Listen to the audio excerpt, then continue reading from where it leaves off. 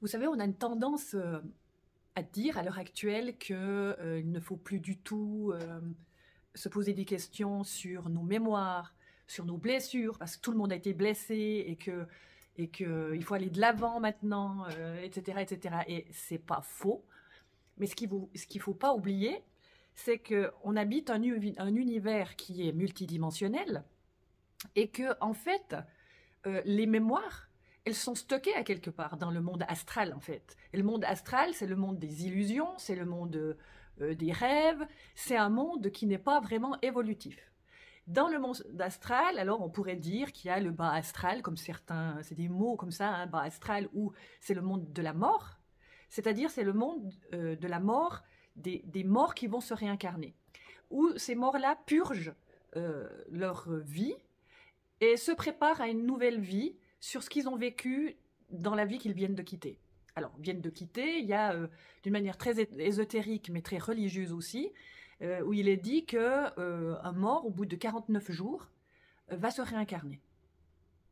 Alors, je m'en rappelle pas, mais dans toutes les religions, sauf la religion chrétienne, il est dit ça. Donc, voilà. Je vous dis ça pour que vous alliez, blablabla, que vous alliez vous-même regarder aussi dans ces milieux-là ce qu'il est dit, ce qu'il est entendu, ce qui a été rapporté par les sages, par les maîtres, etc. Mais ça, c'est pas très important encore. Quand je vous parle du plan astral, où loge évidemment encore une hiérarchie, parce que finalement, sur Terre, on vit dans des hiérarchies, une grande pyramide, hein, encore maintenant. Et dans le monde astral, c'est pareil. Alors, s'il y a le bas astral, le monde des morts, des informations qui sont récupérées par certains médiums pour faire de la thérapie à des gens qui ont perdu de la famille ou des gens proches, etc., qui n'arrivent pas à faire leur deuil. Et donc, on n'a pas encore la totale vérité avec ce monde des morts, parce que comme le monde astral, c'est une immensité, c'est donc le repère des mémoires akashiques. Donc les mémoires akashiques, c'est toutes les mémoires humaines en fait. Et, et ces mémoires, elles logent, les bonnes autant que les mauvaises, logent dans ce monde astral. Donc si on a un contact avec un guide ou même un mort, euh, il va falloir s'assurer que cette entité-là qui vient vers vous, vers le médium, en tout cas le médium devra vérifier que c'est une bonne entité en fait, qui va rendre service à l'humain et le faire évoluer sur Terre. Parce que le monde astral est un monde qui n'évolue pas en lui-même. C'est un monde des mémoires, ça ne peut pas évoluer. Par contre, dire à quelqu'un à travers le voile de la mort qu'il est aimé, etc., ça peut rendre quelque chose à l'humain sur Terre qui est en deuil, à faire dépasser, le faire dépasser ses deuils ou autre chose encore.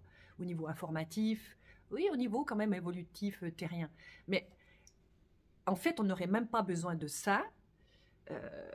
Figurez-vous que si on était vraiment accaparé par notre monde spirituel, mais pas astral, j'entends l'esprit pur de notre être, par le mental, l'univers est mental, par le mental, donc le supramental, pas le supramental, encore une fois, qui est dans l'astral, je vous parle de la zone mentale, puisqu'il y a des zones éthériques des plantes, les animaux, l'astral ou le monde des rêves des humains, hein, le monde mental, supramental, christique, etc., etc.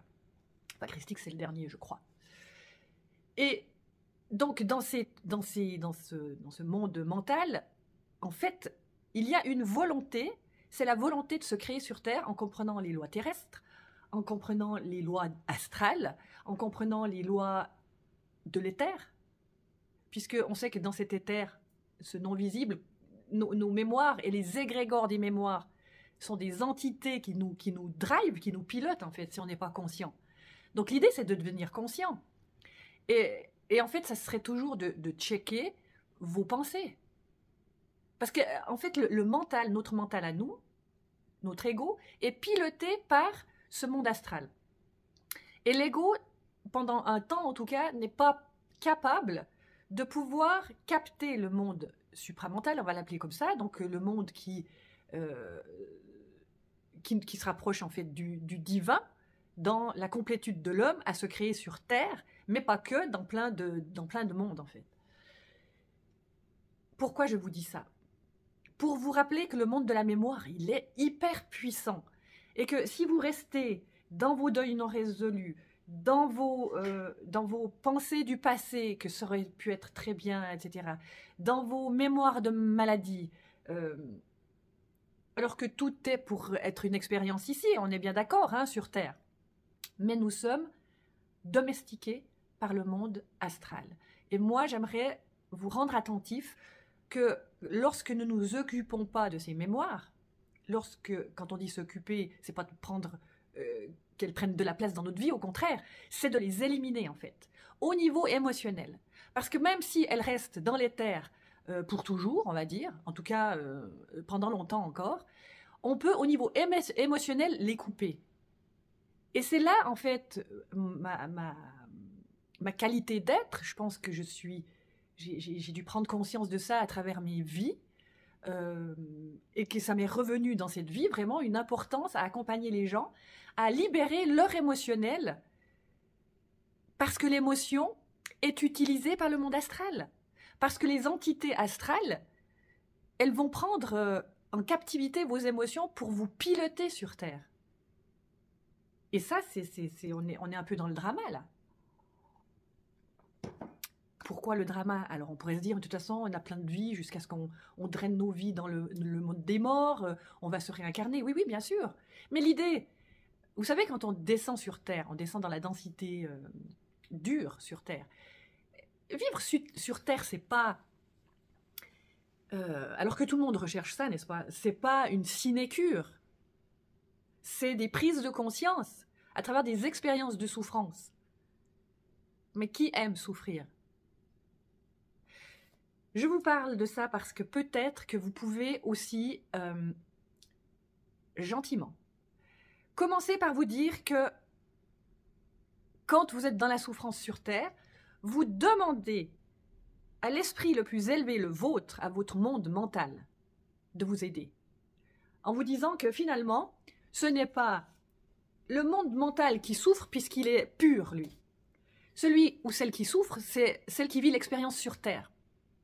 Donc, pour ne pas vous laisser happer par la souffrance, ça serait de parler à votre monde mental et de donner des ordres. Maintenant, ça suffit. Tu arrêtes de m'envoyer ces sensations, ces émotions, ces histoires de vie, ces schémas répétitifs, parce que quand même, c'est moi qui en fais les frais ici. C'est ma nature humaine qui fait les frais. Et moi, j'aimerais arriver dans une nature beaucoup plus mentale, où l'ordre est donné à la supraconscience de guider la vie par la source qui s'écoule comme l'eau s'écoule dans une rivière et pas avec des résistances qui me rendent malade. Et à quel point je rendrais service si j'avais cette capacité mentale, parce que c'est mental et c'est pas spirituel, c'est mental, d'augmenter cette conscience en moi et d'arrêter de me faire piloter par ces trucs. Vous savez, ce matin, encore, j'étais en train de penser, il y a quelque chose qui m'a transpercé, qui est venu en moi, qui a pris une place, mais pendant 3 secondes, à me faire les larmes aux yeux, en me faisant repenser à un truc de ma vie où je pourrais y retourner finalement parce que ça serait plus confortable. Mais quelle horreur! C'est quelque chose que j'ai lâché. Mon supramental m'a fait lâcher ce truc pour ne plus jamais y retourner. Ça veut dire qu'il y avait une zone astrale, comme une toile d'araignée, vous savez, des tentacules qui sont revenus, et ça c'est des entités astrales, me dire ce que je devais faire. Non! Non, non, non, vous devez être fort ici. Et c'est comme ça que j'accompagne, que je l'ai toujours fait, ma clientèle. Quand je vous parle de ce livre « Je suis et passé par là » aux éditions debookeddition.com, ça raconte une partie de ma vie quand j'ai été happée par l'astral dans des blessures de vie et des conditionnements familiaux. Quand je vous parle de certaines histoires de vie évidemment qu'il y a un hameçonnage du monde astral sur ces personnes. C'est quand on n'en prend pas conscience. Alors que les alchimistes, parce que c'est un livre d'alchimistes, ont gentiment pris conscience de ça, avec, parfois, ils ont été avec les outils de la Terre pour qu'on puisse aller au plus près de la supraconscience. Et le collectif n'est pas au plus près de la supraconscience. Ça commence à se réveiller, hein, c'est sûr. Mais mettons des jolis mots sur des mots alchimistes qui n'étaient pas compris, qui étaient obscurs, parce que finalement, si on en parlait, on était traités de fous, on était brûlés à une certaine époque, hein, on n'avait pas le droit. Là, on est brûlés d'une autre manière. Si on ne fait pas partie du groupe par effet de loyauté idéologique, on est directement pris pour des fous. Mais le fou a raison la plupart du temps. Le rebelle a raison la plupart du temps. Parce que l'écoute se fait au niveau supraconscient et pas au niveau astral. Et quand vous êtes en train de suivre à travers vos TJ, vos journaux télévisés, vos BMTV, etc., etc., mais vous croyez que vous avez quoi? Vous avez de l'astral. Vous avez de la pure manipulation. De gens qui eux-mêmes sont manipulés. Mais ça ne veut pas dire qu'ils ne réussissent pas dans la vie, mais il y a manipulation. Ce qui vous rend, cette manipulation aime vous laisser petit. Cette manipulation aime vous laisser dans ce monde astral où vous êtes exsangué, sucé. Vous n'avez plus du tout contact avec le monde supramental, avec une réflexion de supraconscience et de volonté à connaître les lois de la Terre. Parce qu'on vit quand même dans un monde, alors les lois de la Terre, de la nature dans la jungle, elles ressemblent un peu quand même au monde astral, dans le sens où c'est le plus fort qui gagne. Vous savez, oui. Mais le plus fort qui gagne, c'est la supraconscience. Parce qu'elle est alignée à une intelligence inouïe pour la création et pour faire augmenter l'intelligence créative de chacun de nous. En dehors de la polarité, puisque la polarité, c'est le chaud, le froid, c'est le bien, c'est le mal. Alors ok, tout ça, le chaud, le froid, le bien, le mal ont constitué nos lois sur Terre. Alors on a pris ça, oui, parce que avoir trop chaud, ça fait mal, avoir trop froid, ça fait mal. Ça fait mal au corps. Ça fait mal au corps émotionnel et au corps physique. Et il a bien fallu créer quelque chose pour protéger tout ça, puisqu'on n'était pas vraiment conscient. Puisqu'on était plus des morceaux de viande, excusez-moi, mais même pas animal, finalement, notre nature. Parce que les animaux, ils tâchent de pas... Ils ont un instinct aiguisé qui font qu'ils tâchent de pas aller là où ça fait mal. Ou s'ils y vont, c'est par survie. Ils vont traverser une autoroute parce que les êtres humains n'auront pas fabriqué de souterrain pour laisser passer les animaux sauvages, parce que leur instinct leur dit d'aller frayer à un endroit bien précis. Et nous, on n'a rien compris. Ils ont cet instinct de vie, ils ont un instinct de survie, ça leur fait pas plaisir d'avoir mal. Ils fuient devant le mal, comme nous.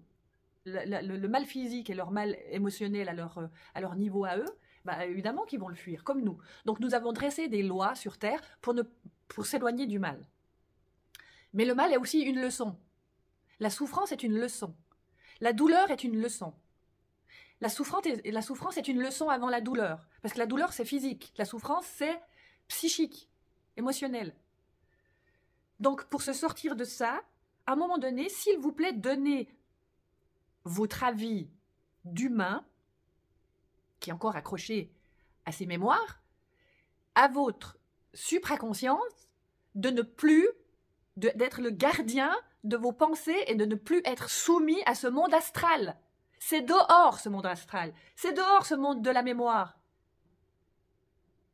Parce que ce monde de la mémoire, il vous garde petit au niveau financier, petit au niveau du travail, ou égotique, désagréable, narcissique. Dans la polarité, humilité, orgueil. Sataniste, luciférien. C'est ça, hein. Lucifer, c'est tout ce qui est bling-bling. Hein. Lucifer, c'est une énergie. Je ne vous parle pas du grand méchant loup avec une barbe, j'en sais rien. C'est une énergie dans les écrits de l'ange déchu. Mais en fait, il vous attire par tout ce qui brille.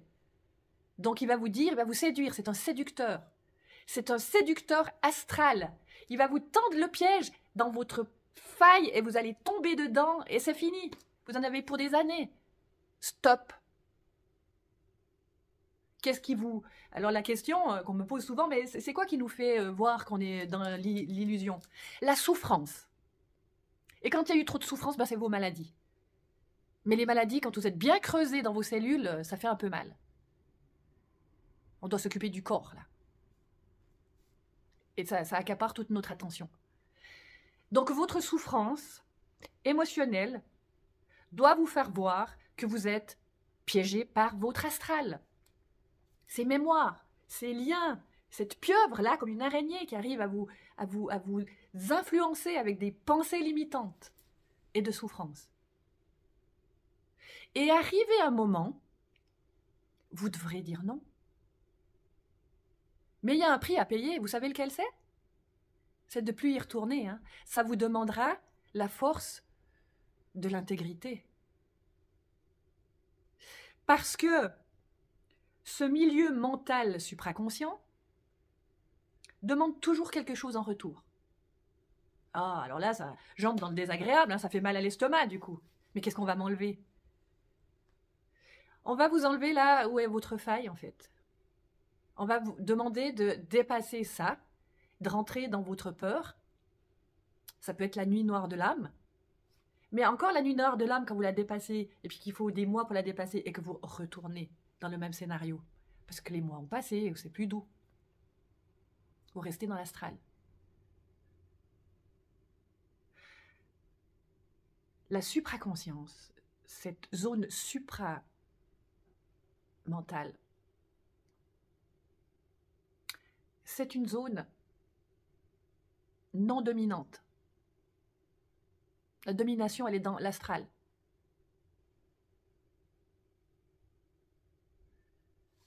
C'est une zone où, si la domination n'existe pas, telle qu'on la connaît sur Terre, parce qu'elle fait quand même relativement mal, c'est un endroit où règne une forme de volonté, où l'être qui est entré, qui a contact à ça, à ce monde-là, superconscient, supraconscient, ne peut plus, d'une manière légitime, être mangé par l'astral. C'est plus possible. Donc il y aura un moment latent ici où il va devoir organiser sa vie avec sa volonté, une volonté mentale, beaucoup plus froide que ce qui se passe dans l'astral, puis dans l'astral, il y a le chaud et le froid, l'amour terrestre, romantique, etc. Sur ce lieu-là, appelons ça comme ça, hein, c'est difficile de parler, c'est beaucoup plus froid. Mais c'est au service de la création, en fait. C'est au service du service. Du tout.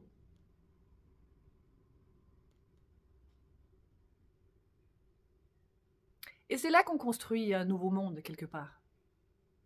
Et c'est là où il y a une haute intelligence, parce qu'on ne se fait plus manger par la mémoire de la peur qui nous fait aller dans des endroits de peur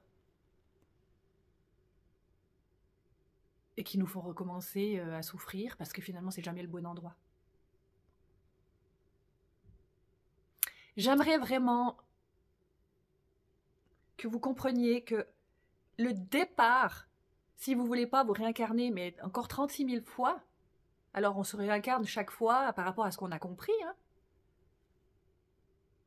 Mais cette souffrance terrestre, un beau jour, alors je ne sais pas, il est dit que ça va être dans très très longtemps, pour que le collectif s'aligne. Mais plus vous êtes instruit, moins vous êtes ignorant, plus vous aurez cette capacité à vous checker. Et ça, ce que je vous dis là maintenant, c'est mental, hein. Il n'y a rien de spirituel là. Alors, on pourrait dire qu'il y a une traversée spirituelle, parce que ça a été repris par des mouvements, des religions, etc. Oui, certainement. Mais elles ont toutes été, ces religions, passablement salies par l'astral. Parce qu'on a créé quelque chose au-dessus, même du christique. Ça appartenait à qui? C'est pas le Christ qui l'a dit, certaines choses. Hein. La culpabilité que porte toute l'Église romaine, ça vient pas du Christ, on est d'accord. Et vous pourriez porter cette culpabilité. Donc la culpabilité aussi fait partie du monde astral. Alors c'était pour maintenir le groupe, la cohésion, la loyauté à un certain moment, le clanique. Oui, c'est un mode de survie aussi. Mais vous êtes pris dans le monde astral, la culpabilité. Plutôt que de vous dire que vous comprenez la leçon qui vient de se passer et que vous vous détachez de l'origine de ce qui a fabriqué la culpabilité, parce que vous avez enfin compris et puis que ça vous rend plus intelligent, donc plus mental, donc plus conscient.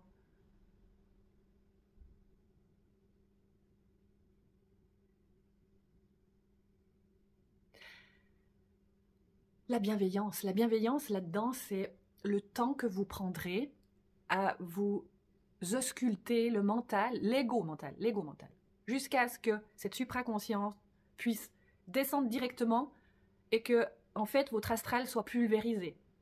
Il n'y en a plus.